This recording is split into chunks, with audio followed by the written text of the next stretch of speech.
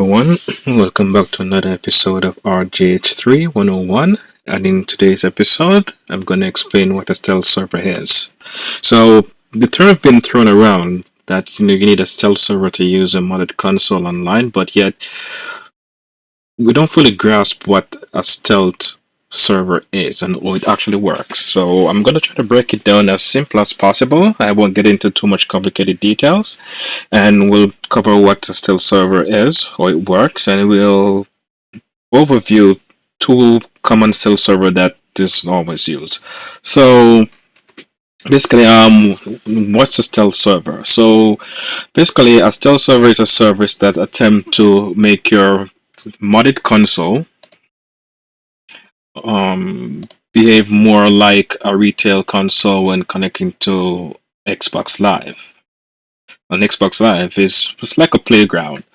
So the stealth servers normally handle things like challenge and response check, basic Xbox Live fixes, and other complicated things on compatibility layer.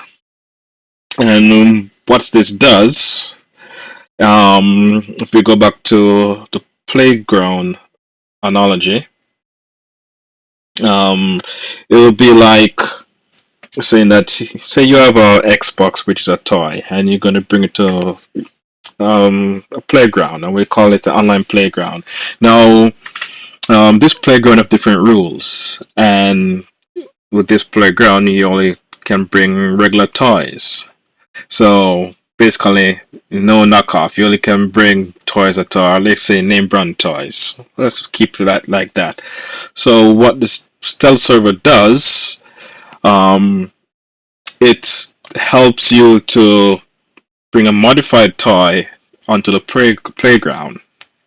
So what it does, it disguises itself and allows you to pass the safeguard of the playground. Let's say there's a security guard at the playground, and he checks every toys that enter the playground. So the stealth server basically is another person that will say to the guard that saying that, hey, this guy is safe, he can play in the playground. You won't have any issue with him. And that's basically what happens. So you get to bypass and go into the playground, and you can play with other kids and everything, without getting noticed or kicked out. But we all know that stealth servers are not 100% secure. So back to that analogy, while you're in the playground playing, that security guard is still keeping a watch to make sure that you're playing nicely and that you're not using any modified toys or anything like that. So to keep in mind, a stealth server is not 100% safe, and there's no guarantee, but it does help a little. So in a nutshell, a stealth server is like a disguise that helps a modified Xbox connect to Xbox Live, but it's not 100% safe. So there are two common stealth server that is known. I'm not quite sure if there's any more out there. I've never actually searched, but you have the Proto Stealth server and the xbGuard. So these basically do the same thing in a nutshell, but one has more feature than the other. So let's start off with the Proto Stealth server. So the Proto Stealth server is what we refer to as the quiet helper, meaning that it does not talk much. It's a simple plugin that you will enable on your modded console. It doesn't bring any toys. I'll explain that. It doesn't decorate anything. It just help you to connect to Xbox Live. It's simple, quiet, and it's free. So basically, it's very minimalistic. The design is lightweight. There's no built-in cheats or mod menu. It focuses on challenge handling and basic bypasses. There's no custom UI and there's no app ecosystem.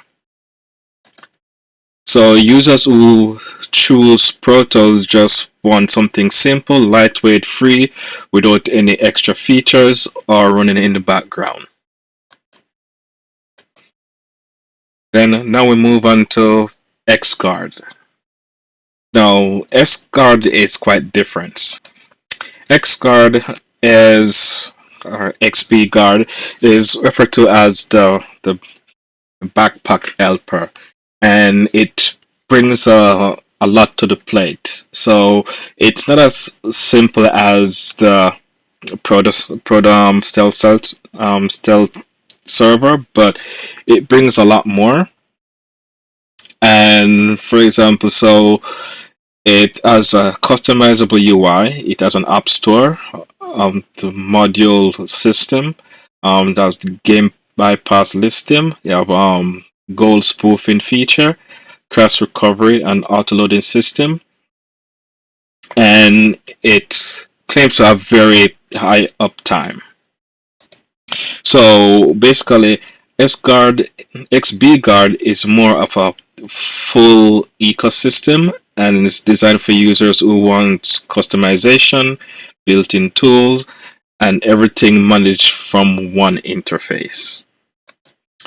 So what are the pros and cons of each of these server?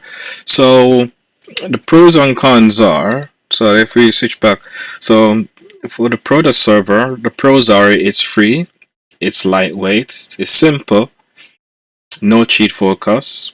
The con is that there's very limited features, no customization, and no built-in tools. For the XP Guard, the pros are it's extremely feature-rich, it has a customizable UI, integrated tools, and a strong supported ecosystem.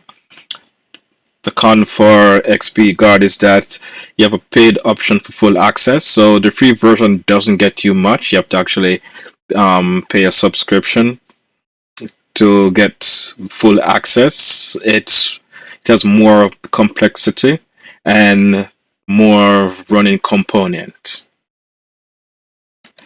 So at the end of the day, whatever stealth server you choose is based on your use case.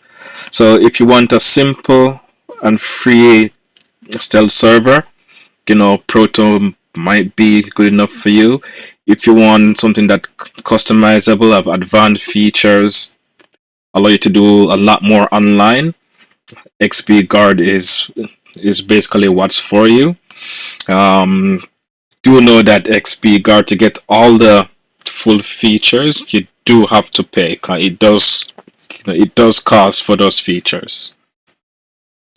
Yes, so in a nutshell, no matter what server you decide to go with, do know that even though they help a bit, but no stealth server is 100% ban free.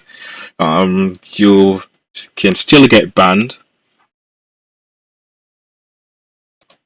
I do hope this kind of covers the basic of what a stealth server is. Even though the word has been thrown around, but I explain it as simple as I can. And thank you for joining for another episode of RGH3 101, and I'll see you in the next one. Like and subscribe. See you again.